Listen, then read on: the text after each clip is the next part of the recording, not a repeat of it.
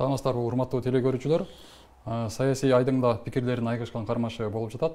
Коомдук талкууда башкы тема конституциялык реформа, мамлекетти башкаруу формасын тандоо жана демократиянын келечеги үчүн күрөш болууда. Бүгүнкү коногубуз саясатчы Садык Шернияз болмокчу. Саламатсызбы агай? Кош келдиңиз. Саламатчылык.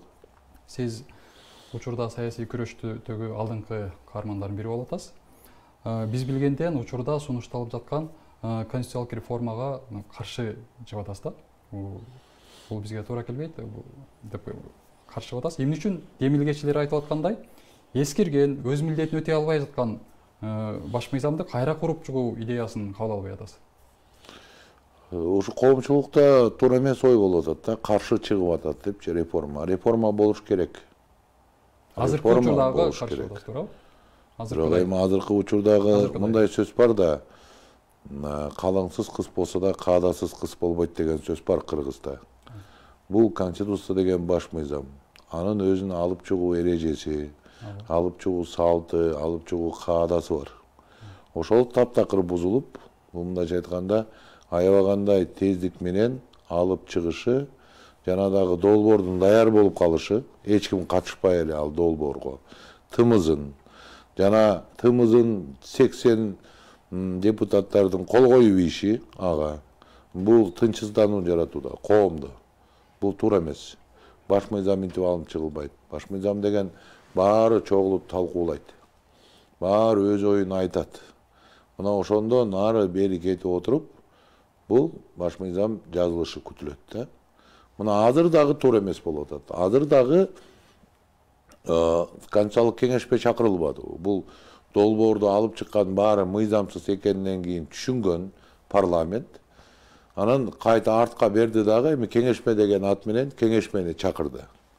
Бирок кечээ Садыр Жапаров айтып атат билдирүүсүндө. Биз келгиле, референдумга парламенттик системаны каалайсызбы, же президенттик системаны каалайсызбы? Ошону чечип алалы биринчи, эл сурагандан деп айтат. Абдан туура сөз. Мен буга толугу менен кошулам Садыр Жапаровдун айтканына. Биринчи элге алып чыгып алалы. Келгиле чечип алалы. Биринчи парламенттик башкаруубу же президенттик башкаруу? Эл кайсыны колун көтөрүп шайласа, мынанан ошодон кийин кеңешме чакырылыш керек да. Ошодон кийин кеңешме түзүлүш керек. Анан ошол кеңешмеге айтылыш керек. Элди уктуңарбы? Эл президенттик болсун деди. Же парламенттик болсун деди. Мына эми ошол багытка жазгыла. Азыр эмне? Азыр эмне жазып атканын өздөрү билишпейт, мындайча айтканда. Бул конституциялык кеңешме кокус президенттик деп чыгарып койсо, эртең эл парламенттик деп кол көтөрүп ийсе, анда ушунча эмгек талаага кетет да, жөн эле. Себеп дегенде парламенттик башкаруудагы конституция менен президенттик башкарууда конституциянын бирек эле сөзүн оңдоп койсо болбойт. Бул негизинен башынан баштап бүт структурасы, эрежеси, маңызы, түпкү ою баары өзгөрүлөт да. Ошондо эмне болот бул кеңешме анда? Бул кеңешме өзүнө өзү суроо бериш керек. Эмне кылып атабыз биз азыр деп. Мына ошону айтып атабыз. Сиз азыр эле процедуралык жол жобосундагы катачылыктарды, жана легитимдүүлүгүндө суроолорду айтып кеттиңиз да. Ошол азыркы президенттин милдетин аткаруучунун указы менен түзүлдү бул кеңешме. Ошонун өзү легитимдүүлүгүн суроо жаратып атат. Парламенттен көтөрүп чыккан демилгесинин Жок, кеңешме түзүлгөн. Демек кеңешменин ишмердүүлүгү өзү легитимдүүлүгү суроо жаратып атат. Жок, мен андай сөздү айткан жокмун. Сиз мүмкүн туура эмес түшүнүп алдыңыз. Кеңешме боло берет. Бирок ыраттуулук кайда? Биринчи кол чыгарып, кол көтөрүп алалы деп атабыз. Кол көтөрүп чечип алалы кайсы багытка барабыз. Ошодон кийин кеңешме кылыш керек да. Азыркы кеңешме иштеп бүткөндөн кийин эл каалабай койсочу, булардын иштеп чыккан конституциясын. Түшүнүп атасызбы кандай жөнүндө айтып атканым? Процедуранын жол жобосу бузулганы долбоорду алып чыкканда бузулду да. Биринчи баа 80 депутат кол коюп, анан бир дары биз колубузду кайта алабыз, түшүнбөй калыппыз деп эсиңизде барбы? Мына ошол чыр-чатак абдан чоң чапырашты нерсени жаратты да. Эл өзү да түшүнбөй калды эмне болуп калганынчы. Анткени ошонун баары иштелип чыккан, тымызын болгон, коом көтөрүлүп чыкты дагы, эми эмне кыларын билбей, баягы кетип калды да шары. Эми баягы жүзүн акташ үчүн кеңешме дегенди ойлоп чыгара алышып атпайбы? Кеңешме Birinci biz referendumda kol көтөрөлү. Кайсыл багытты тандайбыз? Президенттикпи же парламенттикпи? Мына ошодон кийин кеңешме түзүлөт да. Агай, бул жерде башкаруу формасы жөнүндө сөз болуп атпайбы? Элдин каалоосуна, элдин тандоосуна башкаруу формасын алып чыгуу деп. Эмне үчүн анда эки эле башкаруу формасын алып чыгыш керек? Теорияда, политологияда бир нече башкаруу формалар бар. Мейли. Аралаш башкаруусун алып чыксын. Курултай дегенин алып чыксын. Бирок эл чечсин да. Эл чечсин да. Ошондо сиз азыркы конституциянын ушул бойдон калышын каалайсызбы, же болбосо контент менен кандайдыр бир өзгөрүүлөргө муктаж? Жок, бул азыркы долбоор эч нерсеге жарабайт. Азыркы биз жашап аткан конституция. Жок, бул конституция дагы өзгөрүүгө муктаж деген ойдомун. Себеп дегенде конституция иш жүзүндө көрсөттү. Биз парламенттик деп шоу катарында эле айтып койгонубуз болбостон, негизи бул президенттик конституция болуп чыкты да. Өзүңүз көрбөйсүзбү? Ушул конституцияга таянып Атамбаев менен Жээнбеков башкарып келбедиби? Кандай конституция болду? Бул түздөн түз президенттик башкаруу болду. Парламентаризмди кыргыз эли көрө элек али. Парламентаризмди биз жакында бара элекпиз. Эч качан көргөн жокпуз. Парламентаризм жок жерде ушундай чимкилик парламенттер пайда болот. А эгерде азыркы долбоор өтүп кетсе, кокус, ушул долбоорду өзгөртпөй өткөзөбүз деп турган болсо, бул таптакыр демократияга дагы эч нерсеге кошпогон өлкөдө жашап калабыз да. Мына ушул. Азыркы конституциянын ага кошумча жанагы мыйзамды, референдум боюнча мыйзамдын справкасында жазылып атат. Бул элдин толкундоосу ушул парламенттик башкаруу эскиргенин, өз милдетин аткара албай калганын көрсөттү деп атат да. Эгер ошентип парламентаризмде жашабадык деп сиз айтып атасыз. Эгер ошентип жазыла турган болсо, ал бул кызылдай жалган да. Элдин толкундоосу эмнеден келип чыкты? Мына элден сурап көрөлү. Элдин толкундоосу тиги шайлоодо болуп көрбөгөндөй сатуу алуулар болду. Болуп көрбөгөндөй административдик ресурс иштеди. Ошон үчүн биз жетиштүү добуш ала албай калдык деген партиялар толкундоо жазады да. Эми азыр аны кандайдыр бир күч менен бир башка жака ыңтайлаштырып алганда, бирок будан шоу жасап кереги жок да. Чындык дагы бир жолу айтам. Элдин шайлоого болгон, ресурска болгон, жана сатуу алууга болгон, мындайча айтканда, булардын эң биринчи сунушу эмне эле? Эң биринчи булардын көздөгөнү, эң биринчи талап кылганы ушу чыккан элдин. Бул шайлоо жокко чыгарылсын дегенде талап болчу. Эгерде Сооронбай Шарипович ошол кездеги ситуацияны туура түшүнүп, ошол күнү эле бул шайлоо жокко чыгарылсын деп эле койгондо, эл басылып эле тарап кетмек. Кайта шайлоо болот деп. Азыркы учурда көрүп атабыз, жаатташмай болуп атат. Эми жаатташмай дегенде эми парламентаризм менен президенттик аргументтер айтылып атат да. Ошондо сиздин оюңузча азыр идеялардын жарышы болуп атабы же кандайдыр күчтөрдүн кармашы болуп атабы азыр? Негизи идеялардын жарышы болуш керек да. Мына биз идеяларды талкуулап айтып отурушубуз керек. Ар ким өзүнүн мамлекеттин түзүлүшүнө болгон ойду ачык, айкын, демократия болгондуктан айтып отурушубуз керек. Бирок бизде тилекке каршы саясат деген мындай болуп калган. Саясатчылардын ою мындай болуп калган да. 30 жылдан бери бизге ушул президенттик башкаруу көрсөттү. Эң ыплас жолун саясатчынын. Президент болгондон кийин баары ошол жака ыктайт экен дагы, кечеүнкү идеялардын баары чаңга калтырып, эптеп күчтүн жанына чогулуу, ошол күчтүн камчысын чабуу, ошого кызмат кылуу, жасакерленүү, кошоматтануу деген чоң проблемадан биз мына ушундай нерсеге тушуп атабыз. А эл болсо дагы деле калат. Мен сизге айтып коеюн. Эл дагы деле жолдун сыртында калып калат. Себеп дегенде ошол эл билбей турат. Азыр ошол Садыр Жапаровдун тегерегинде баягы эле админ ресурс менен сатып алган, акча менен сатып алган партиялардын ана башчылары жүрөт ошол кишинин жанында. Ошол кишилер кайта эле чечип жатат элдин тагдырын. Байкуш алданган эл эртең кайта талаада калат, боз чаңдын арасында. Мына ушундай бүгүнкү акыбал.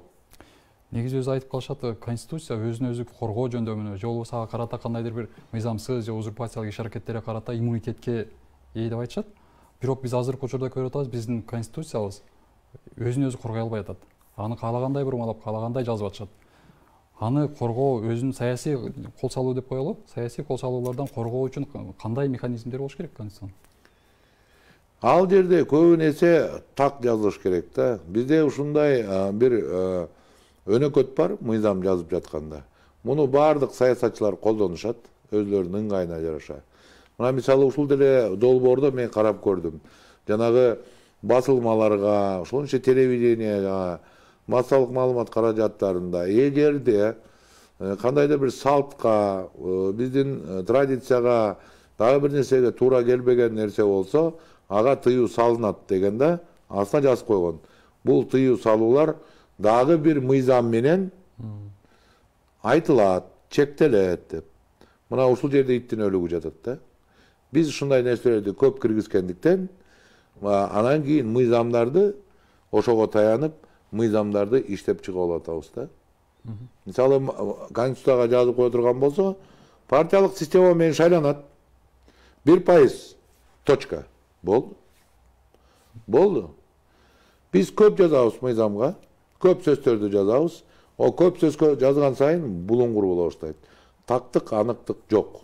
Мына ошо булуңгурлугу боюнча могу конституция биринчи орунду алды десек болот, өзүнүн чапырачтуу ойлору менен, ары түрдүү багыттары менен, бири-бирине карама каршы келген статьялары менен бир түшүнүксүз конституциянын долбоорун көрдүм мен бул жолу. Ошон үчүн дагы каршы чыгып атам. Учурда Кыргызстандагы мамлекеттик бийлик органдарынын легитимдүүлүгү чоң суроо жаратып, ар кандай пикирлер туудуруп келет. Сиздин пикириңизде кайсы мамлекеттик орган азыр легитимдүү, кайсылары легитимсиз болуп атат? Анын эгерде мамлекеттик органдардын легитимдүүлүгү суроо жаратса, алардын чыгарган чечимдери, ишмердиктери кийин тарых алдындабы, же болбосо эл аралык чөйрө коомчулук бар, же болбосо өзүбүздүн ички коомчулукта суроо жаратып, кийин талаш тартыштар туудурбайбы? Биз Кудай жалгап, ушул легитимдүү деген маселелерди бир аз оңуна келтирип алдык. Билесиздерби, жана биринчи жолу Садыр Жапаров премьер-министр атаганда ал легитимсиз чечим болчу. Биринчи чечим. Парламенттин кворуму жок, легитимсиз чечим болчу. Анан Кудай жалгап кайта чогулуп парламент толугу менен, кворум менен, спикерди дагы, парламентти да премьер-министри дагы бекитип, легитимдүү кылып алды. Азыркы кеп парламент жөнүндө болушу мүмкүн, өзүнүн. Себеп дегенде парламенттин мыйзам боюнча, же болбосо конституцияда 5 жыл деп жазылып калган, ошол боюнча убактысы бүттү деп эсептелинип атат да. Бирок ошол эле убакта бир кандайдыр бир мыйзам чыгаруу таласында вакуум болбош керек. Эртең эле кокус бир тез, ыкчам иш аракеттерди көрө турган, чек арада жаңжалбы, же болбосо бир чоң яратылыш жагдайы болобу, ошол кезде, же ошо пандемия сыяктуу нерсе болобу, ошол кезде бизге парламент керек. Кандайдыр бир чечимдерди чыгарганга, бизге ошол мыйзам актыларын чыгарып бергенге, же болбосо мисалы биз деген жалгыз эмеспиз, биз деген өзүңөр билесиңер, ОДКБга киребиз, же болбосо Евразеске киребиз, дагы башка уюмдарга киребиз. Ошолордун тез бүтүрчү чогуу мыйзамдар болот. Аны ратификация кылыш керек парламент. Парламент жок болсо, ал мыйзам токтоп калат дагы. Биздин ошол шериктештерибиз бизге күнөө коюшу мүмкүн. Силер мына токтотуп атасыңар жумушту депчи. Анткени бул глобалдык экономика, политэкономия болуп кетип атат да. Ошол учурга баары бир бизде мыйзам чыгара турган уюм керек. Ошон үчүн ошондой мезгилде эмки депутаттар келмейинче биз баары парламентти кармап турушубуз керек. Бул керек нерсе. Бирок азыркы биздин жашообуз үчүн. Азыркы парламент конституциялык түзүлүштү, конституциялык баш мыйзамды реформалоого укугу барбы? Мен ошону айтайын деп келе жаткам. Анан кийин парламентти ошон үчүн кармап турганын сезгенден кийин, парламент мындай айтканда чала жан акыбалда болгондон кийин, парламент башкы мыйзамга эч кандай акызы жок болчу киришкенге. Өзүң чалажан болуп турасың. Жарым конституция, жарым мыйзам менен эптеп таканчыктап турсаң, баш мыйзамды ким коюп тур сага деген суроо туулушу мүмкүн. Суроо туулат дагы. Менин жеке оюмда бул парламент баш мыйзамга киришкенге саясий дагы, тарыхый дагы, моралдык дагы укугу жок. Сен жанагы тез кабыл алчу мыйзамдарыңды кабыл ала бер. Биздин жашообузду токтотпой. Кыргызга кылган жардамың ошол. Бирок баш мыйзамды эмне кыласың? Себеп дегенде баш мыйзамды сен кабыл алып койсоң, кийинки келген кандайдыр бир саясий күч бул баш мыйзамды толук легитимсиздеги атаганга акысы бар болуп калат. Баш мыйзам деген эч бир кынтыксыз, эч бир сөз калтырбай тургандай болуп, ачык айкын дадил кабыл алыныш керек. Бул парламент ага жарабайт.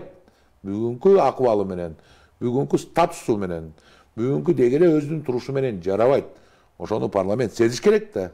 Жок, болбой 80 депутаты кол коюп, тымызын долбоорду жылдырып турганга коом туура эмес деп эсептеп атат. Мен да туура эмес деп эсептеп атам. Ошо сиз айткандай эле мазмундагы корутундуну Венеция комиссиясы да берди. Сиз жакшы билесиз, Венеция комиссиясы эл аралык коомчулукту башын бириктирген, укуктук талаада башын бириктирген абройлуу уюм. Бирок алардын сунушун биз кабыл алып албоо өз эркибиз экен. Ошондой болгондо деле аны аткаруу же аткарбоо бизге кандай жыйынтык берет?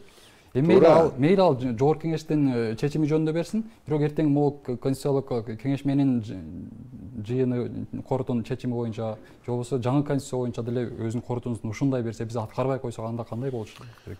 Венеция комиссиясы чечимин биз аткарбай койсок болот. Туура. Бирок кайсы учурда биз аткарбай койсок деп ой жүгүртсөм, эгерде Кыргызстан гүлдөп өсүп, өзүнүн бюджетинен дайыма профицит менен чыгып, экономикасы көтөрүлгөн, эч кимге биз карыз болбой, эч кимдин жардамына муктаж болбой, өзүбүздү билип, өтүүбүздү төргө илип турсак, туура. Биз Венеция комиссиясындагы айтып коюшубуз мүмкүн. Силерге рахмат, чыгарыпсыңар. Бирок биз өзүбүздүн стратегияыбызды өзүбүз аныктайбыз. Биз деген кыргыз элбиз, Кыргызстанбыз, кечирип койгула десек жарашат. Бирок бүгүнкү акыбал кандай? Бүгүн биз ушул эле жылы 35 миллиард сом менен дефицит менен бара жатабыз. Ошо 35 миллиард сомду өкмөт жарымынан көбүн кайрычы болуп сурап келди. Бүт чет элдик гранттардан, чет элдин жардамынан. Биздин президенттерибиз шорду өзү, чынын айтканда. Баары эле шорду болуп келишкен. Биздин президент деген бул жерде эле кыргыз элине чыгып, алдына чыгып, 4-5 кошоматчы айланып чуркаса, ой, биздин президент мыкты деп коебуз. Бирок чынында келгенде президент, биздин президент. Бүт дүйнө жүзүнүн президенттеринин алдында эң шордуусу биздин президент. Не дегенде биз дайым эле кайрчыдай болуп карыз сурап жүрөбүз. Чыны ошондой. Чыны ошондой. Анан ошентип биз өзүбүз карыз сурап атсак, бүгүнкү күндө кыйынчылык менен болуп атканынан. Карызды чет элдик гранттар берет, чет элдик уюмдар берет. Муну Азиатский банк развития деп коет, же болбосо Международный валютный фонд деп коет, же болбосо дагы башка өлкөлөр, чет элден гранттар. Эми Венеция комиссиясы алар менен тыгыз байланышып иштейт. Бири-бири менен алар. Венеция комиссиясы дагы биздин айтканыбызды укпай атат, булардын конституциясында кемчилик бар деген кагаз жөнөтө турган болсо, кокус аларга. Алар дагы биз менен иштөөдөн баш тартып коюшу мүмкүн. Таптакыр. Демек, мындай жагдайда геополитикалык саясат боюнча кандайдыр бир чет элдик ушундай эл аралык, чет элдик эмес, эл аралык конституционализмдин багытындагы чоң абройлуу уюмдардын айтканына бир аз көнгөнүбүз оң биз үчүн. Айла жок ошондой жагдайда турабыз. Биз мамлекет ошондой жагдайда турат.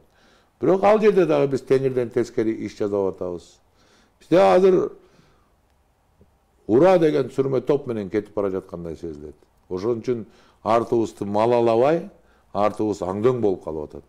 Көп нерсе жерлерде. Ошол эле ушул чатакта, ушул чыр салышта көптөгөн ири коңшуларыбыздын дагы акылы болду да. Көп аша чаппагыла.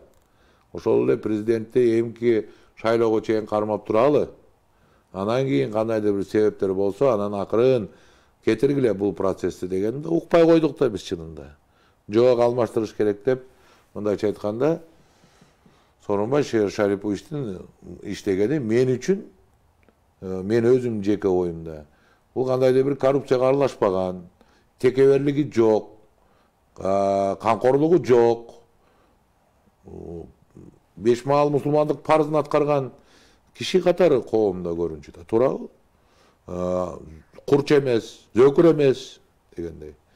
Бирок караңыз, мына аны дагы укпай калып, биз өзүбүздүн жакын мамлекеттеринден дагы мындай чаарбаш тентек экенибизди көрсөттүк. Ошон үчүн кээ бир мамлекеттин ири державалардын башчысы кыргыз элин шордуу эл деп атап жатат. Шордуу кайгысы башынан арылбаган бактысыз эл экен деди. Мындан өткөн оор сөз болбойт негизи элге. Бул эми биздин жете турган чекитибиз болуш керек да. Конституцияны өзгөртүүнүн демилгечилери азыркы конституция өз милдетин аткарбай калды, өнүгүүгө жолтоо болуп атат деп айтып атышат. Муну эми бир нече жолу Садыр Жапаров деле айтты. Керек болсо коррупция менен күрөшүүгө жолтоо болот экен деп айтып атат. Сиз буга кошуласызбы? Толук мүмкүн. Толук мүмкүн. Бирок эмне жолтоо болуп атат? Эң негизгиси бизге президенттик башкарууга өткөзүп коюп, бул конституцияны келген президент оңдоп алып каалагандай. 2011 жыл бекен, 2013 жыл бекен Атамбаевдин дагы ыңгайлатып оңдоосун башыбыздан өткөзгөнбүз да ушул конституциянын. Оңдоп алып, анан президенттик хандык башкарууга өтүп, өз эмес, аппарат башчысы эмес, шопурлары да башкарган заманды көрдүк да. Туурабы? Баштан өткөздүк, мойнубуз калалы. Ооба, бул конституция оңдолуш керек, түзөлүш керек. Бирок чыныгы парламентаризм гана бизди оңдойт мамлекетти. Ошону түшүнүшүбүз керек. Биз 4 жолу тарых алдында сабак алдык. 4 жолу. Акаевдин малында, Бакиевдин малында, Атамбаевдин малында, Жээнбековдин малында. Шорубуз биздин президенттик башкаруу экенин 4 жолу сабак алдык. 2010 жылы ушул үй бүлөлүк кандык башкарууга, президенттик башкарууга каршы чыккан 90 эр азамат канын төктү аянтка барып. Аягынан ал октон жарадар болгондорду кошуп эсептегенде, ошол окуя негизи 180 кишинин өмүрүн жалмады. Бирок ал дагы бизге сабак болбой турат бүгүнкү күндө. Ал дагы бүгүн жөн гана парламентти күнөөлөп, парламентаризмди күнөөлөп, көрбөгөн парламентаризм багытын күнөөлөп, уралап, кайта президенттик башкарууга бара жатабыз. Мына мен ушуну кейитет. Бизге кылчайып карайлы арык тарыхка. 1000 жылды карабай эле коелу. Акыркы эле 70 жылдыкты карасак, санап берейин. Разаков дагы куулган, Усубалиев дагы куулган, Масалиев дагы куулган, Акаев дагы куулган, Атамбаев дагы куулган, Бакиев дагы куулган, Жээнбеков да мөөнөтүнөн мурун кеткен. Бул эмнени билгизет? Ушул биздин эле тарыхта эч убакта кыргыз бирөөнүн жеке башкаруусуна көнбөйт дегенди билгизет. Сабак ушул тарыхтын. Бирок кайта ар кандай ойлорду жамынып алып, ар кандай туура эмес нерсени пиар кылып, жалган метод менен кайта ошол бир адамдын башкаруусуна алып бара жатабыз. Мына ушул. Чындык ушул. Сиз айткандай эле президенттик башкарууга алып баратат жаңы сунушталып аткан конституция. Эгерде андай болгондо бийликтин балансы кандай болот? Мен окуган долбоордо бийликтин балансы жогорку кеңештин, сот системасы, жогорку кеңеш, аткаруу өкмөт баары президентке байланып калгандай болуп атат. Керек болсо курултай дагы баш болуп президентке байланып калгандай болуп атат. Бул долбоордо толугу менен, бул долбоордо окуп чыккан адамда толугу менен бардык бийлик бутактары президентке байланган. Толугу менен. Биринчиден ал өзү аткаруу бийликтин башында отурат. Экинчиден курултай аркылуу, курултай анткени төраганын отчетун угуп, жогорку кеңештин төрагасынын отчетун угуп, бул күлкүлүү нерсе да, курултай деген Жерден чогулуп келген 2500 кишinin чогултуп келатасыз элдин арасынан.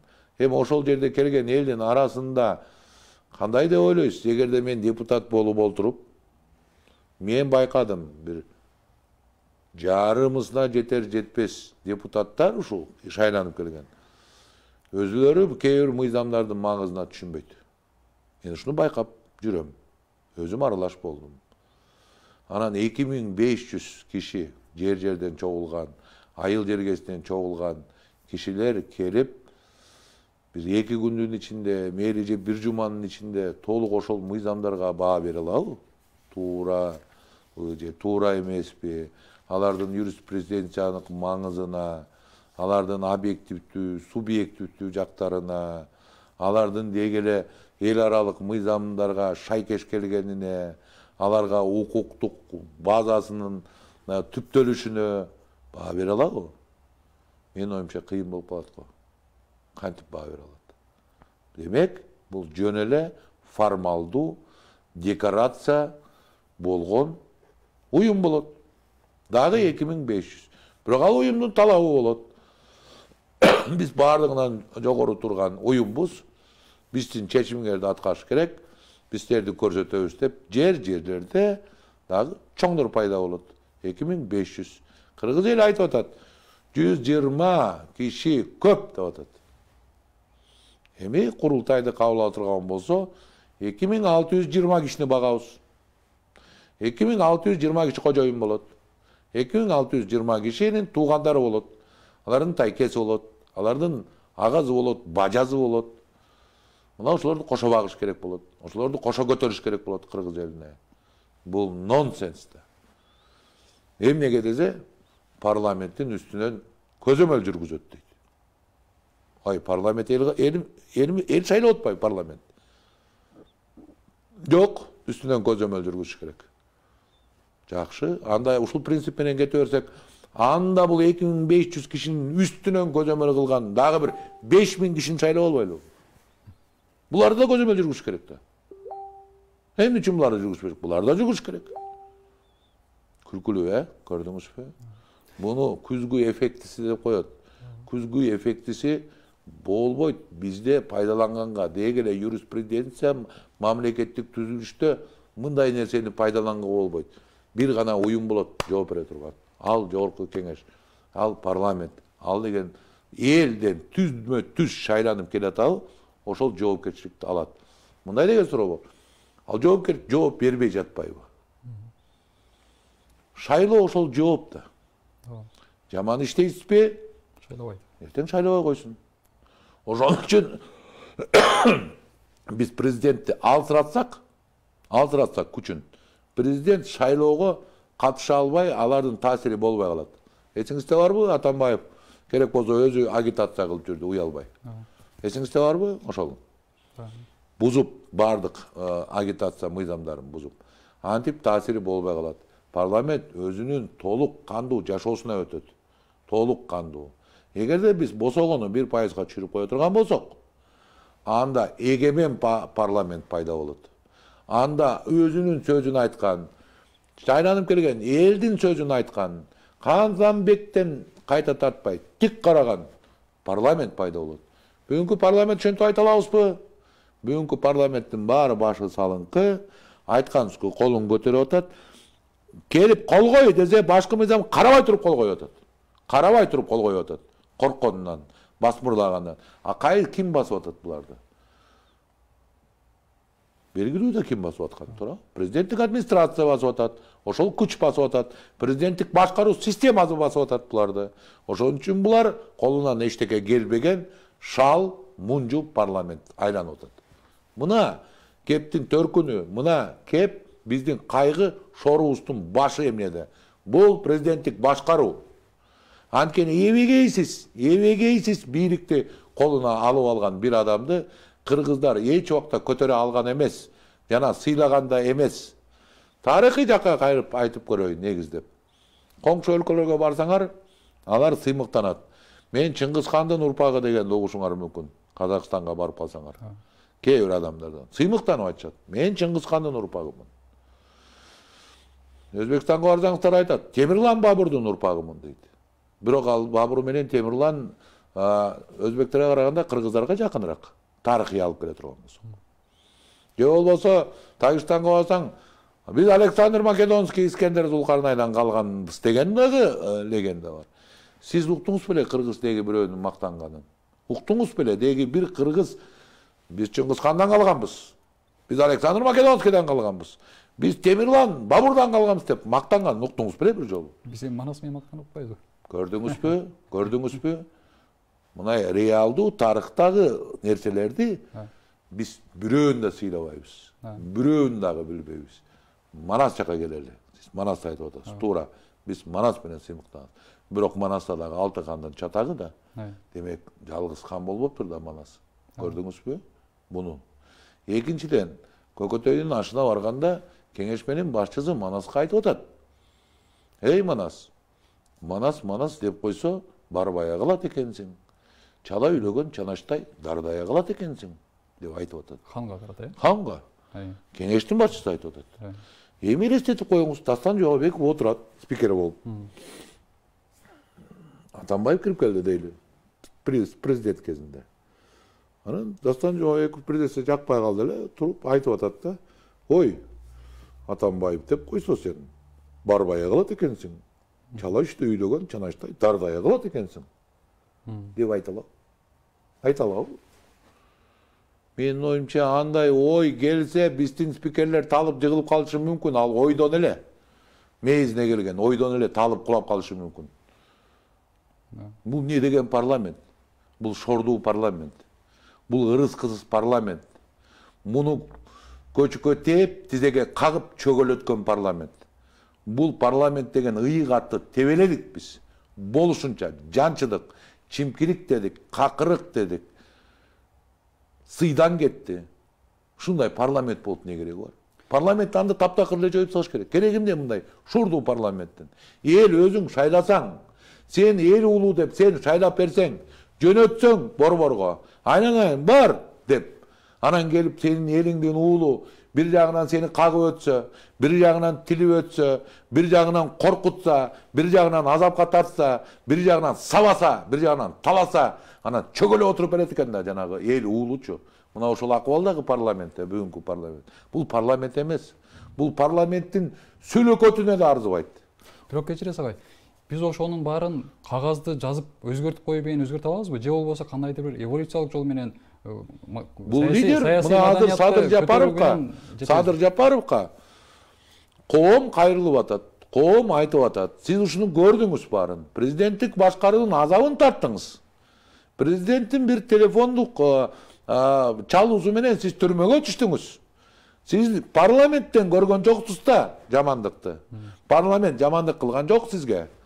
Парламенттин кээ бир керек болсо эр уулдарды сизди айтып, тигил жерден сизди коргоп турду, керек болсо. Бирок эмне кылып атасыз? Эмне үчүн ал сиз системаны кайта күчтөндүрүп атасыз жаман жагына? Десе жооп. Мен андай болбойм. Мейли сиз болбоңуз. Бирок сиз да кетесиз да. Сиз түбөлүк эмессиз. Сиз кетесиз. А сизден кийин сиз жакшы болуңуз, ылайым. Бирок сизден кийин бир акмак келсечи, бир жексур келсечи, бир диктатор келсечи, анда кандай кылабыз? Не кылабыз? Дагы көчөгө чыгабызбы? Дагы кан төгүлсүнбү? Кайта ызычуубу? Ар бир ызычуу биздин Кыргызстан мамлекетин 5 жылга, 10 жылга артка таштап коюп атат. Биз ушунчалык кечигип атабыз прогресстен. Ушунчалык дүйнө жүзүнөн. Илим, билим, прогресс, технологиялык өсүш, политэкономиядагы өзүбүздүн ордубуз, геополитикадагы өзүбүздүн ордубуз. Деги эле биздин дүйнө жүзүндөгү алкагында өзүбүздүн ордубуз уламдан улам сүрүлүп, уламдан улам кетилип, уламдан улам азайып баратат. Агай, сиз парламенттин мажүрөлүгүн айтып атпайсызбы? Жаңы сунушталган долбоордо парламентте, жогорку кеңеште андан бетер тишин сууруп салгандай болуп атат. Ооба, ошон үчүн каршыбыз. Ошон үчүн каршыбыз. Эми шайланып келген парламентти дагы элдик курултай деген бирөө келип, андан отчет алат экен. Андан отчет алат экен. Кимге бериш керек отчетту? Парламент эл аркылуу шайласа, элге гана берет. 25 kişiге бере албайт ал. Жалпы эл менен шайланып, жалпы элге берет. Жалпы элдин отчету эмне? Бул шайлоо. Келгиле анда шайлоону 5 жыл кылбай, 3 жыл кылып коелу. Булар кутуруп баратат десек. Булар адамды тааныбай калды десек, кери 2 жыл кылып коелу. 2 жылда парламент шайлай беребиз. Кайта, жаңыдан. Неге болбойт? Болот. Мына ушундай. А президентке көз каранды болгон сот системасы адилеттүү болот абы? Эч убакта кечээкүнкү билдирүүдө дагы Садыр Жапаров айтып жатат. Бул сотторду дейт, биз жакшы жолун таптык. Долбоордо сотторду парламент фильтрлеп өткөзөт. Анан биз ошо сотторду шайлайбыз деп атат. Бул такыр туура эмес. Парламенттин фильтрлеп деген сөздүн эми жандырмагын мен сизге айтып берейин. Мен депутат болгом. Анын жандырмагы мындай. Сот болом дегендер, фамилиясы өткөндөр парламентке. Ар бир депутаттыгын эшигин такылдатып, кирип, анан суранат. Урматтуу депутат, мени колдоп коюңузчу. Мен да сиздин бир ишиңизге жараймын. Деп келген сот акыйкат боло алабы? Суранып, бирөөнүгө тизе бүгүп келген сот акыйкат боло алабы? Эртең ошол депутат чалзачы кайса телефон, анын тууганын иши чыгып калып. Ай, сот, эсиңде барбы суранып келгениң? Эсиңде барбы жалдыраганың? Ошондо мен сага өзүмдүн гана добушумду бербей, жанымда 2 досумдун добушун кошуп бербедим беле? Эми сен дагы менин суранычым бар. Оного менин тууганым болот. Ошол ишти оңунан чечип кой. Десе, эмне дейт сот? Бул кайдагы акыйкат сот? Акыйкат сот боюнча, реформа боюнча биздин ойлорубуз бар, программада алып чыгабыз биз аны. Чыныгы бүгүнкү жаңы технологияларды пайдаланып, кантип чыныгы сот кылыш керек экенинчи. А бул долбоорго кирип аткан сунуш таптакыр сот боюнча эч кандай багытсыз жумуш деп айтмакмын да. Бул эч кандай натыйжа алып келбеген жумуш. Мына ушундай. Учурда саясий айдыңда позициялардын бетме-бет катуу кагылышы көрүп атабыз. Жапаров жана анын тарапташтары сын пикир айткандардын баарын же душманга чыгарып, кандайдыр бир агрессивдүү мамилелер көрсөтүп атат. Троллдор сынчыл пикир айткан агрессив тараптарга агрессивдүү бир мамилелер жасап атат да. А бирок ага карама каршы пикир айткандар деле кандайдыр бир орток пикир издөөдөн баш тартып же качып аткандай элес калтырып атат эки тарап тең. А мындай учурда пикирлердин консенсусун табууга эмне жолдо болот? Бул акыркы убакта биз аянттагы окуядан кийин көрбөдүкпү? Көрсө кандай бир топтолгон күч, мейли саны 5000 болобу, 10.000 болобу, бирок өзүн эл деп аталган күч аянтка 6 миллион эл батпайт да чынында. 6 миллион элдин баары келсе, андай эл деп айтсак болот да, толук эл депчи. Бирок элдин атынан чыгып алган күч көрсө бийликти да алмаштырып коет экенин көрүштү. Бийлик дагы алмаштырып коет экенин көрүштү. Демек, мындай деп калпыз түшүнүккө кетип бара жатат коом. Күчүң болсо, кара күчүң болсо, агрессияң болсо, сен коркута алсаң, опузалай алсаң, демек сен бийликте болосуң деген ой да калыптанып калды көпчүлүк элде. Ушул ой менен азыр жанагы сиз айткан башкача ойго, мүмкүн башкача ой туурабы, туура эмеспи, мүмкүн мына менин парламентаризм деп атканым дагы акыйкат эмес чыгар. Мен ага отчет берем. Акыйкатты бир гана Кудай билет. Качан аны барганда угасың. Эмне акыйкат болгонун, туурабы? Акыйкат деген бул абдан терең нерсе. Бирок ошол күч башка ой чыкса эле баса калыш керек, коркутуш керек, опузалаш керек, белин сындырыш керек деген калпыз туура эмес ойдо. Алар бир нерсени унутуп жатат. Өзүңдү эр ойлосоң, бирөөнү шер ойло деген кыргыздын макалы бар. Биринчиден. Экинчиден, сен дагы бир төшүттүктүүгө жолугасың деген накыл кеп бар. Менин коркконум, эртең дагы бир төшүттүктүүсү, ал 15.000 киши чогултсачы бул аянтка.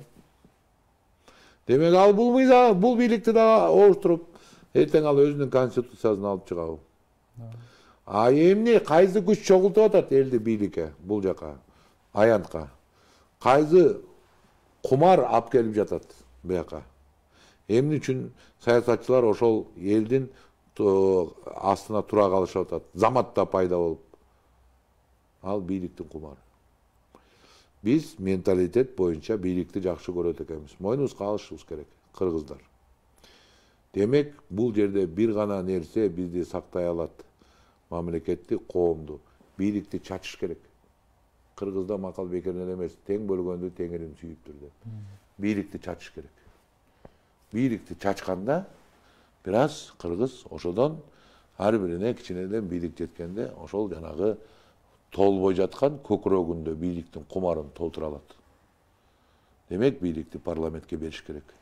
Парламент бул бир киши эмес. Парламент мейли көпчүлүк коалиция болгондо да бул 60 киши болот. 60 киши ал эс алдыра алат элди. Бир кишиге караганда 60 киши кантсе дагы көп да. Ошондой система менен биз бүгүнкү психологиялык абал менен келген өзүбүздүн турган кылып аткан жумушубузду бүгүнкү мамлекетте сактап калбасак, айтпады дегиле, сиз жазып алсаңыз болот менин айтканым. Бул нерсе улана берет. Бул нерсе кайта боло берет. Мына азыр тосмону да алып салышты, секирип да кереги жок үстүнө. Бул улана берет. Бул улангандагы аралыгы кыскача болуп улана берет. 2 жыл, 3 жыл, 2 жыл, 3 жыл Шорду Кыргызстан улам артка чегинип, 2 жыл, 3 жылда Шорду Кыргызстан улам сазга батып, улам белчесинен чыга албай, улам башка мамлекеттердин бизге болгон ишеними кеми берет. Ошол жолго алып бараткан президенттик башкаруу. Мен суранат элем, бийликтин кумарына азгырылбайлы. Бийлик бул бизге атадан калган мурас эмес эч кимге. Эч ким сени сага таштап кеткен эмес бул бийликти. Бул бийликти тең бөлөлү. Бардыгына. Ал жол, бир гана жол, парламентаризм. Эл менен шайланып келген парламент. Чыныгы парламент. Бул чимкирик парламент эмес. Азыр коомдо ушул жаңы сунушталган долбоор боюнча президенттик башкаруу орносо, анда улутчулдук же болбосо куугунтуктоочу бир саясат күчөшү мүмкүн деген кооптонуулар бар. Сиз буга кандай карайсыз? Түздөн түз. Мына көрдүңүздөр.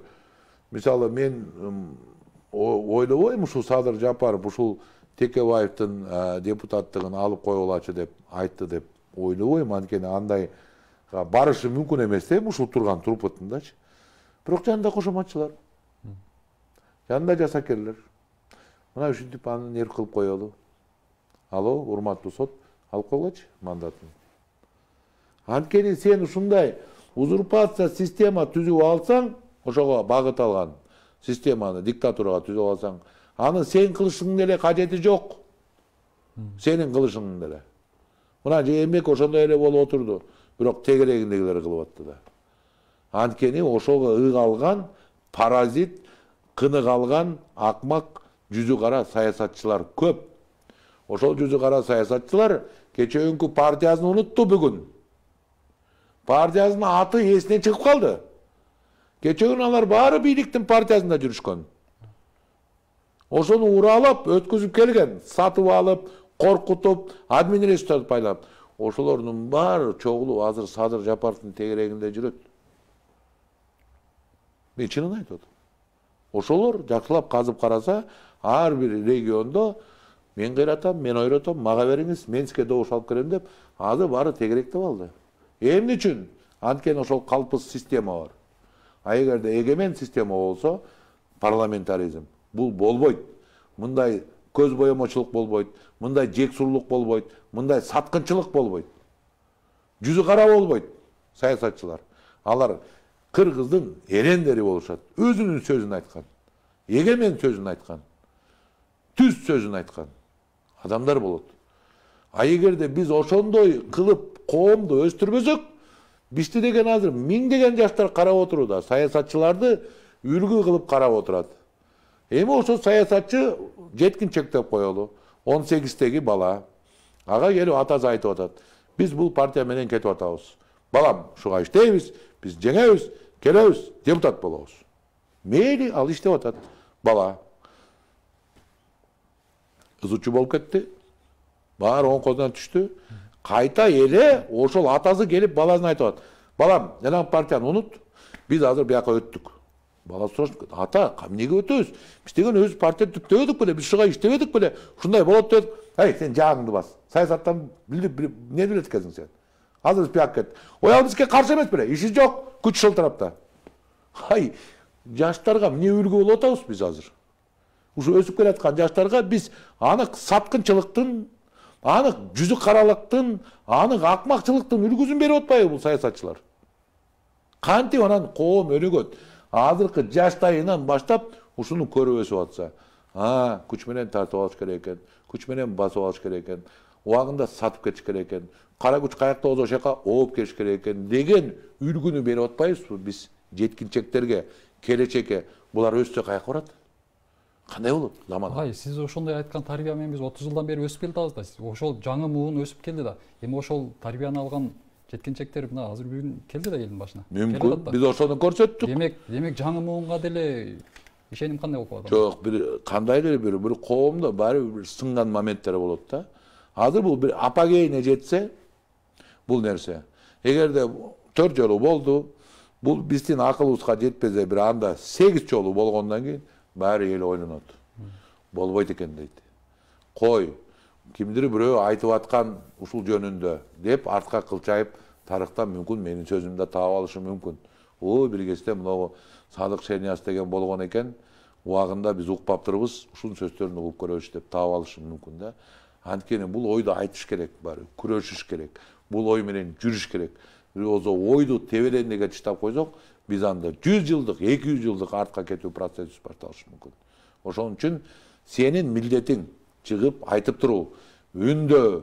Сиз ойлоңуз эми баардыгы эле мени талаага таштап эле баары эле менен кайрылып кеткен экен деп. Жок.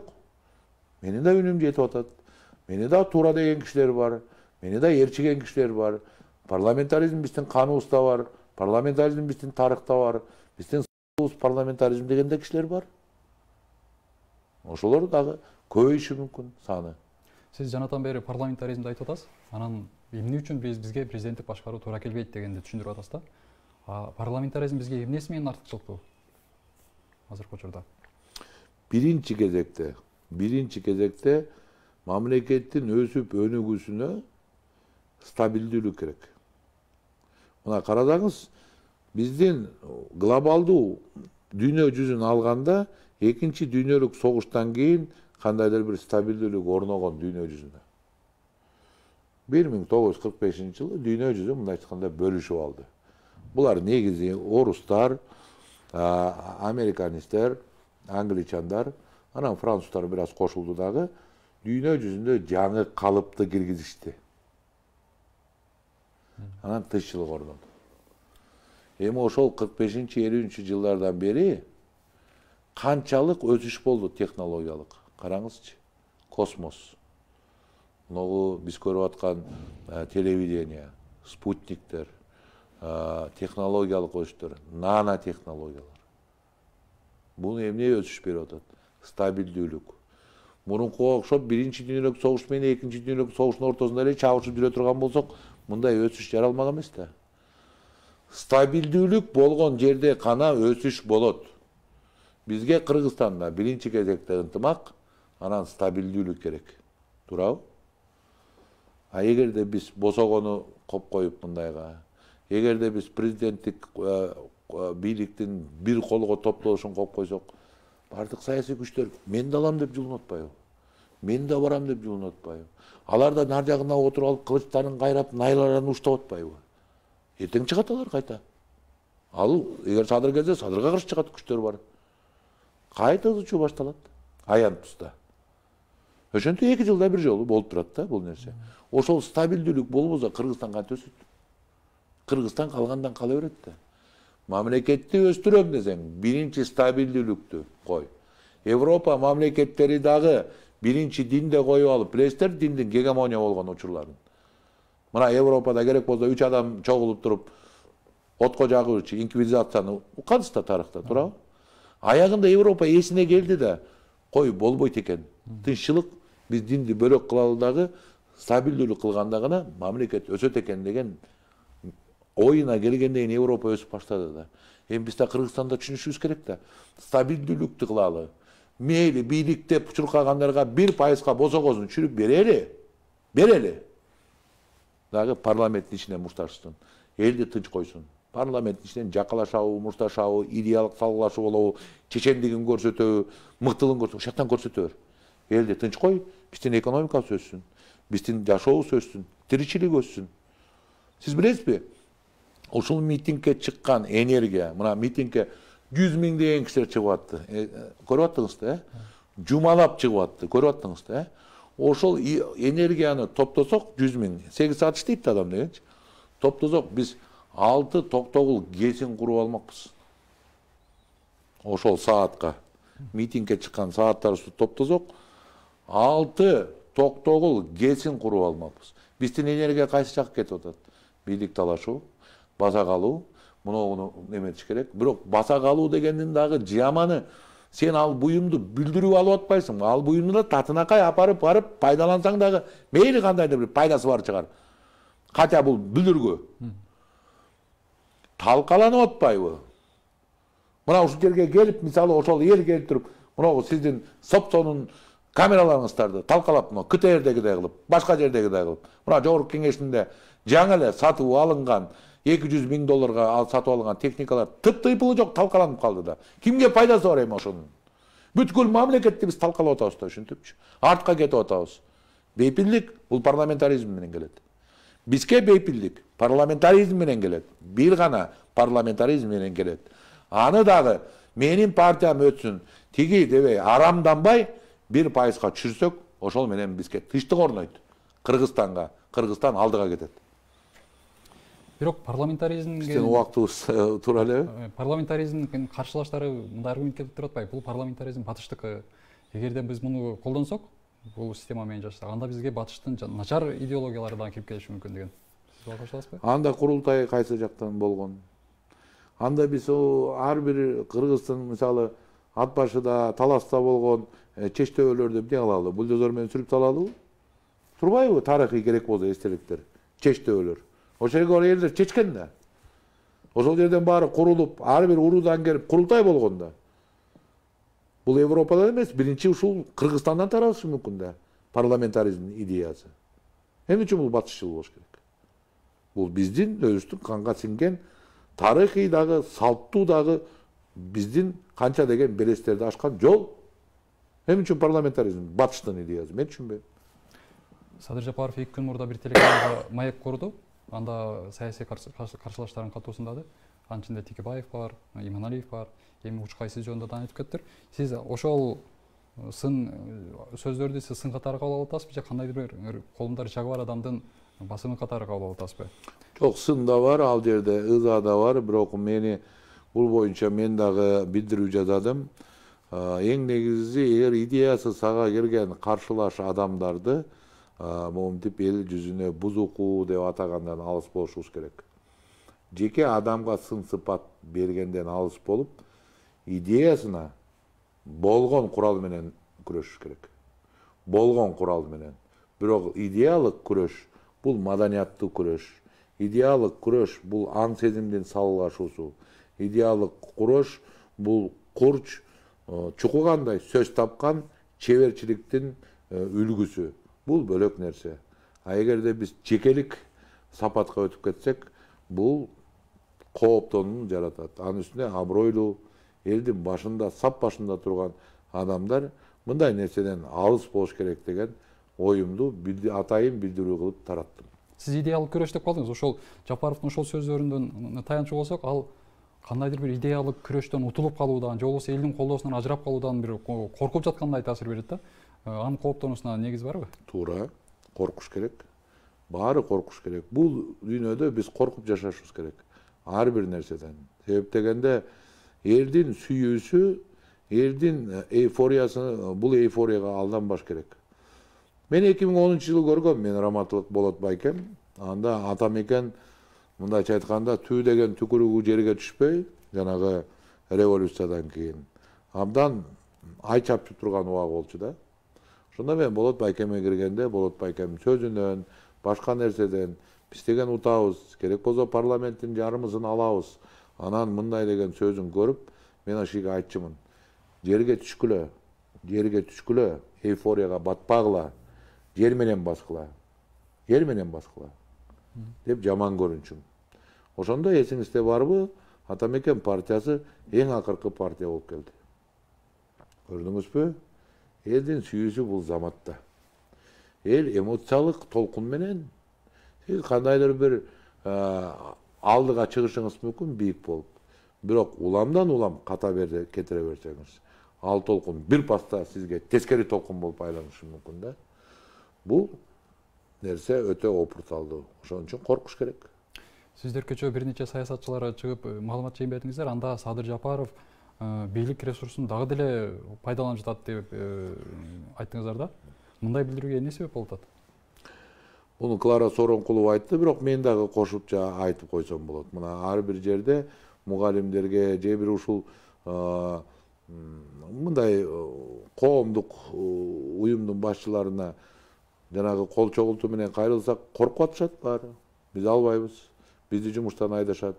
Бизди анан кийин күн көрсөтпөйт деген нерсе бар. Анткени административдик ресурс бүгүн эле келип Садыр Жапаров койгула административдик ресурсту колдонбогула деген эле токтоп калбайт да. Ал үчүн бул калыптанып, өзүнүн калыбына келип, система болуп калган бир чоң машина болуп калды да. Буну жок кылыш көптөгөн убакытты талап кылат. Муну сындырыш көптөгөн убакытты талап кылат. Акырындап жыйынтыктайлы, эми акыркы суроом болсун. Кандай деген менен саясий айдыңда күн тартибин Садыр Жапаров башкарып аткандай болуп атат, күн тартибин. Анын бирок бат-баттан өзгөрүп турган пикири кандайдыр бир башка каршылаштар же саясий күчтөргө бир тынчтык бербей, ошону ээрчигенге мажбур болуп атат. Ал Садыр Жапаров мурда айтты эле, конституцияны өзгөртөбүз деп жаңы сунушту берип, жаңы редакцияны берип, конституциялык кеңешме түзүп ишке ашырып атат. Бирок кечээ 1-2 күн болду айтканына. Биз анда башкаруу формасын элге алып чыгалы, парламентаризм же президенттик деп. Сиз бул сунушту кандай кабылдап атасыз? Туура кабыл алдым. Демек биринчи кезекте ошол башкаруу формасын. Биринчи кезектеги мен биринчи жолу Садыр Жапаровдун айткан сөзүнө толук канагат алганым ушул сөз болду. Анткени бул сөздө акыйкат принциби жатат. Биринчи сурап алып туруп, анан иш кылалы. Биз барып кандайдыр бир долбоорду, даяр болгон долбоорду элге таңуулабайлы. Жакшы кабыл алдым. Чоң рахмат агай, келип маанилүү маек кылып бергениңиз үчүн. Ушуну менен жыйынтыктасак, урматтуу телекөрүүчүлөр, биз бүгүн конституциялык реформа, идеялардын жарышыбы же күчтөрдүн кармашыбы деген темада талкуу кылдык. Бизге саясатчы Садык Шернияз келип катышты. Кийинки берүүлөрдөн көрүшкөнчө саламатта калыңыздар.